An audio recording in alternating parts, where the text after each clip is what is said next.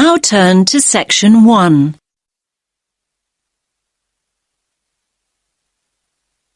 You will hear two students talking about libraries. First, you have some time to look at questions 1 to 5.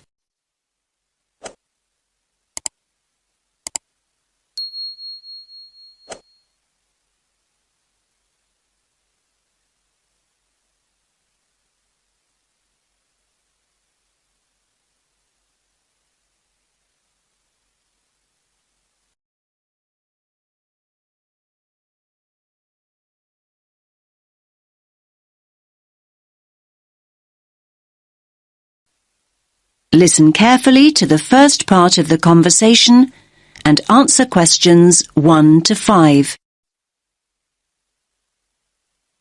Hi there, Tim. You look tired. Hi, Zara. I am tired.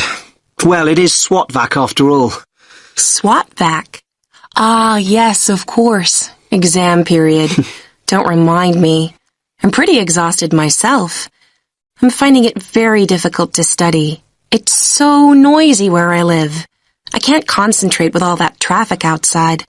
I definitely need to find a quieter place to study. Me too.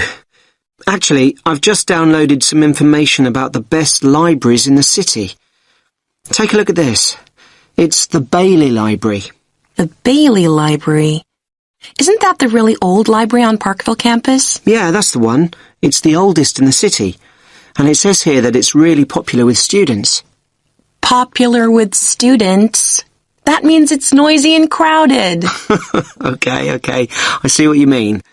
But we could try to get there early to make sure we get good seats and a large desk to work at. It's open from 8:30 in the morning until 10 o'clock in the evening, Mondays to Fridays. 10. That's very early. I study much better after midnight. Just look at the size of my folder here. I've got so much to get through. Basically, I need to be in the library 24/7 to get all my revision done. Now, if the Bailey is that popular, it must be open at weekends. Yes, of course it is. It opens at 11 o'clock, in fact, and it closes at 5 p.m. Great. Not exactly what I call ideal for late-night study. Count me out. Okay. Here's another one. The Brown Library. Yeah. I think I've gone past it a couple of times. It's close to Stratton Street, right? Yes, Stratton Street and Royal Parade. Royal Parade? Well, that's convenient for me. My apartment's just a few minutes' walk from there. When's it open? Well, it says here it opens at 7 in the morning, and you'll be pleased to hear that it closes well after midnight, 2 a.m. in fact. And we can go there any day of the week. That sounds ideal. Oh, wait a minute. We can't use it. It's only open to biomedical students. Biomedical students only? Great. Just when we thought we'd found the perfect place to study. Oh, wait a minute. This one sounds good. The RMIT Library. The RMIT Library? I've never heard of it. Where is it? It's on Swan Street, near the Central Bus Station. Swan Street. Ah, yes, I know where that is. It's a really long street, though. Do you have a number? Yes, number 360 Swan Street. The full address is Level 5, Building 8, 360 Swan Street. Okay. I think we'd need to get the bus there, but that's not a problem. So when's it open? It's open from 10 till midnight on weekdays. And what about weekends? 10 in the morning, but it closes at 6 o'clock on Saturdays and Sundays. But listen, it says here it has excellent computer and internet facilities. I like the sound of that. Me too. In fact, I like the sound of it so much, I think I'll take advantage of their excellent computer facilities right here and now. And how exactly are you going to do that? Your laptop isn't working. I know. So can I borrow yours? Now you have some time to look at questions 6 to 10.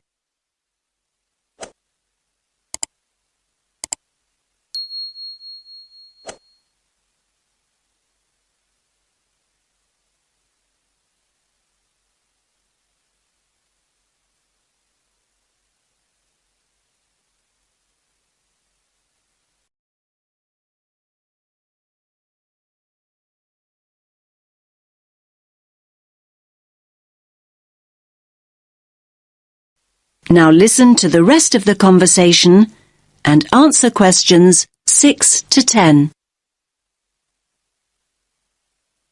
OK, here's the RMIT Library website. So we want the bookings page. OK, first of all, you need to log on to Book It. Book it? Yeah, that's it, Book It. Okay, now it's asking me for my student ID and my password.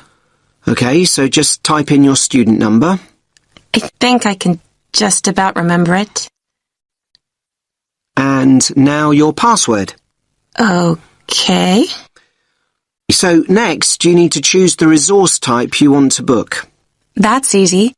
A PC. So now what you need to do is click on Location. Location. Okay. Now it's giving me a floor plan. It looks like I've got a choice of 18 computers. Great. So click on one of the PCs. I'm choosing this one. It's right next to the window. PC number 4 to be exact. So what do I do now? So now you have to choose the date of booking. So when do you want to book it for? Let's go for tomorrow. That's Friday, June 6th. And just click. I just have. So why isn't it working? You've got to go into View Options. It's working now. Friday, June 6th.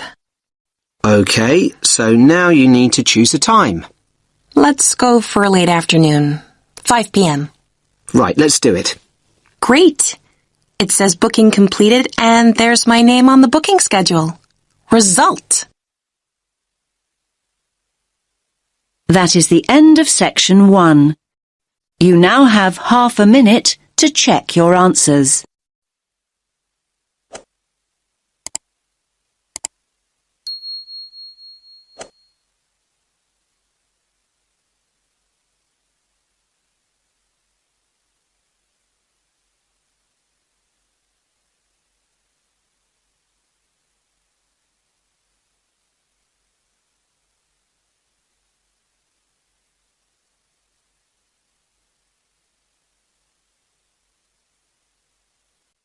Now turn to section 2.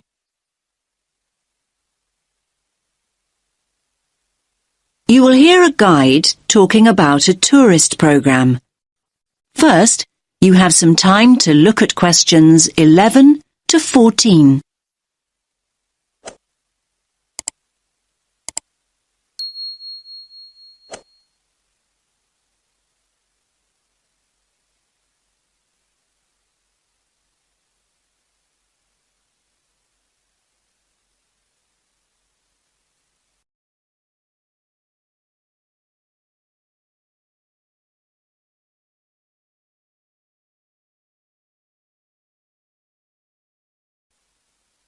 Listen carefully to the first part of the talk and answer questions 11 to 14.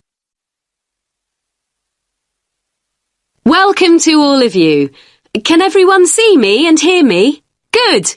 My name's Kathy, and I'm here to tell you about the special programme of events going on here at the Royal Observatory. Yes, it's Doors Open Day here in Edinburgh, and we're delighted that you have chosen to make this very special building part of your own Open Doors Day experience. Now, I'll make a start with giving you some background information about the Doors Open event. Doors Open takes place every year in September, and the observatory is one of the many buildings, 112 of them in fact, that open their doors to visitors for one weekend. And yes, there's absolutely no charge. It's all completely free. The observatory has been involved in this event for more than 20 years. And every year, we attract more and more visitors, like you, who want to find out more about great buildings in the city. And hopefully, you'll leave with a better understanding of the universe too. OK, now let's run through today's programme of events. There are many activities to choose from, so make sure you make the most of your visit. Now, there will be planetarium shows throughout the day. Now these will run 4 times, both today and tomorrow, Sunday. These are popular, so please note that we're operating a booking system for these shows. Tickets for the 2 shows we're running this morning, the first showing at 10:30 and the second at 11:30, will be available on a first-come, first-served basis here at the information point. Tickets for the 2 afternoon shows at 2 p.m. and then at 3 p.m. will be released later on at midday. So booking is essential as spaces go very quickly.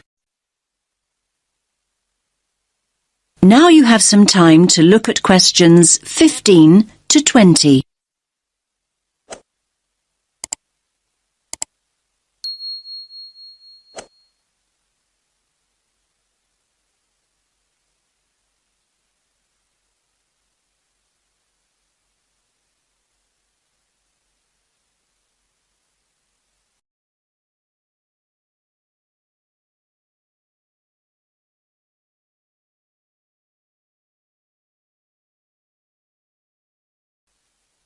Now listen to the next part of the talk and answer questions 15 to 20. We also have some special tours of the observatory available. These include a tour of the telescope dome, and visitors will even have the opportunity to get onto the roof. I hope that those of you who are interested are wearing your most comfortable shoes and that you can keep up the pace. It will be worth the effort of climbing all these stairs. You'll have stunning views over the city when you reach the top. Now, for those of you who want to take things at a more leisurely pace, there will be an opportunity to visit the Crawford collection and learn about the instruments that have been built here, and there will also be some items from the collection on view. For those of you who don't already know, the Crawford collection is an astronomical library. And not only that, it ranks as one of the most important astronomical libraries in the world. You are promised a real treat here. And it's great to have so many younger visitors here today. Now, we have a craft workshop for children here in the visitor centre where they can make their very own model of a telescope and colour their very own planet. Please note that all children must be accompanied by an adult. So, as you can see, it's a pretty full timetable and there's a lot going on. Now, any questions? That is the end of section 2. You now have half a minute to check your answers.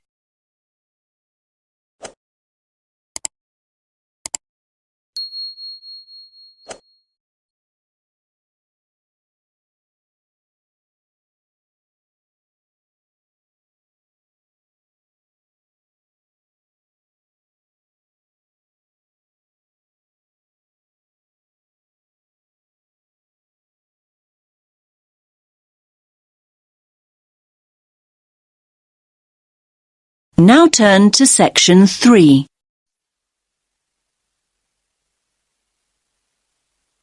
You will hear 3 students talking about how to spend their time before going to university. First, you have some time to look at questions 21 to 25.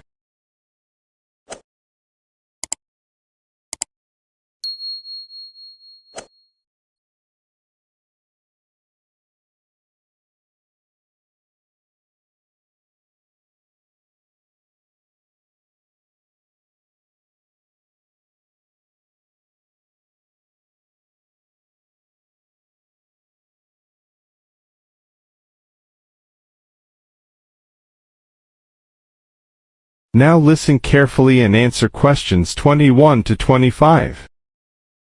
What's that you're reading, Matt? Oh, hi Tara. It's an article about taking a gap year before going to university. Is that what you're thinking of doing then? Well, I hadn't really considered it as an option, but reading this has got me thinking. I'm looking forward to starting at uni, but I wouldn't mind a bit of time to myself first. Hi guys. What are you talking about? Hi Sandy. How's it going? Matt's reading about gap years. He wants to put off going to uni. I think a gap year's a great idea. I'm definitely thinking about it. Are you? What would you do with the year? Well, the programmes I've looked at involve volunteering of some kind. I wouldn't want to just go travelling for a year. I couldn't afford that anyway. The idea would be to work and help people, but more importantly, to grow up and come back knowing more about the world than I do now. Obviously, I'd choose somewhere hot and sunny. So, what exactly is volunteering? I mean, OK, I understand it means doing something for nothing, but what does it mean in terms of a gap year? Yeah, it means working with programmes in countries where people need support or some kind of aid. I bet your mum and dad aren't quite as enthusiastic as you are about all this. On the contrary, they're really supportive. They can see all the pluses. They realise that I don't know exactly where I want to be in 10 years' time. They think it'll give me time to figure things out and not make decisions I might regret later. I think I'd be worried about how the university look at it, though. Don't you think it suggests you're just putting off studying? Definitely not. Our tutor told us that a lot of universities encourage students to take a gap year. They see a year away growing up and maturing as an asset. Students arrive in higher education with an extra year of life experience, depending on what you do with the time, obviously. Yes, I can see that tutors might like having a few well-travelled students around. I mean, ones that have a more developed perspective. I think they also appreciate that students who come back from a year away, doing something worthwhile, have a stronger sense of direction and a clearer idea of what they hope to achieve. They probably speak at least a few words of another language too. The most important thing for the unis is that students are motivated. So anyway, what does your article say about the options? Do they suggest where students should go on their gap year? You now have some time to look at questions 26 to 30.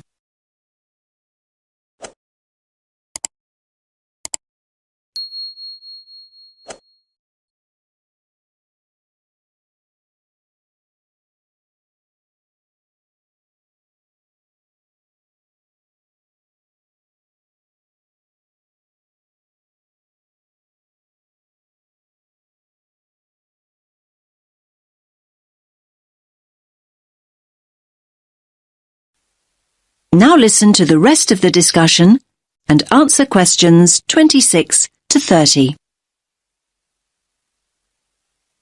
Well, apparently, Australia's the country where the highest percentage of students take a gap year, and it's the most popular destination for gap year students from other countries as well as Britain. I like the sound of a year in Australia. They say here that there are three main attractions. The abundance of great coast, beautiful beaches, learn to surf, all that stuff. Then there's the amount of time you can spend enjoying outdoor activities, like hiking and loads of sports. And thirdly, the cosmopolitan cities, especially Sydney, which apparently is awesome. It's a great country for young people because there's so much to do. Loads of adventure and sunshine, obviously. Sounds good to me. Unfortunately, it says here the cost of getting there in the first place can be prohibitive. However you make your way there, it's expensive. Unless the bank of mum and dad help out, that is. Then, look, they also mention various places in Africa. But they single out Ghana. Students can get involved with the construction of new schools or teaching the kids that are already in them. That does sound really rewarding and interesting, I have to say. I guess there's a huge sense of achievement with something like that, and you get fantastic life experience from living in another culture. I think you pick up some real practical skills too. Skills you can bring back with you. Another place I really like the sound of is Nepal. What's the attraction there? Most of the volunteering involves teaching again, and it's that sense of achievement that people are after. They also say, let me read it, students are attracted by the simplicity of daily existence. I think they mean you have to spend a year without your computer and all the rest of it. It's all about going back to basics. So where do people stay? They live on farms or in mountain retreats. I'm not so sure I could manage that. I don't mind hard work, but I like a hot shower at the end of the day. Yeah, I imagine the food's not great either. They do actually say here that one of the things volunteers miss is good food choices. Anyway, there are plenty of other options. Why don't you read the rest of the... That is the end of section 3. You now have half a minute to check your answers.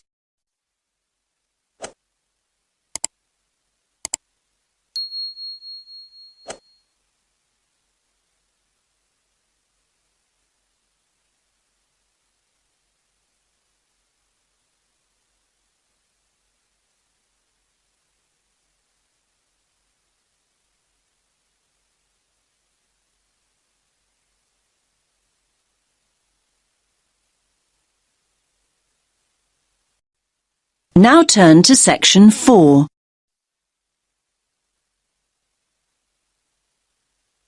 You will hear part of a lecture about animals. Now you have some time to look at questions 31 to 34.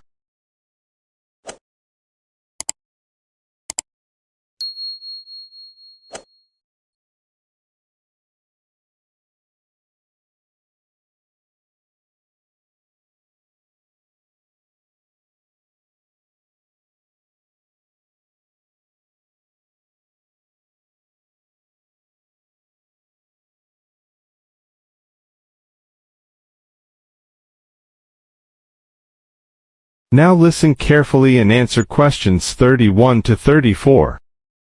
In today's lecture, I'm going to talk about avoiding predation. What does that mean, I hear you say? Well, you probably know the word predator. I'm sure you've all seen Predator the movie. Well, a predator is any animal that hunts and kills another animal. That animal, and I was going to say that smaller animal, but it's not always the case, is the prey. An owl, for example, is a predator, and a mouse is its prey. A lion is a predator, and a much bigger animal, a buffalo, for example, is its prey. So when I say avoiding predation, what I mean is not being caught and eaten. For many small animals, not being caught and eaten is pretty much a full-time job. Many animals that are predators themselves may be the prey of another, usually bigger animal. This is what we popularly call the food chain. So, how do animals avoid predation? Well, they have what we call defense mechanisms. These are ways in which the species has adapted over time to give it an advantage over its predators. Any adaptation of this kind increases the species' chances of survival. Over time, species that have not adapted, that is, developed some sort of defense mechanism, have met with extinction. Now you have some time to look at questions 35 to 40.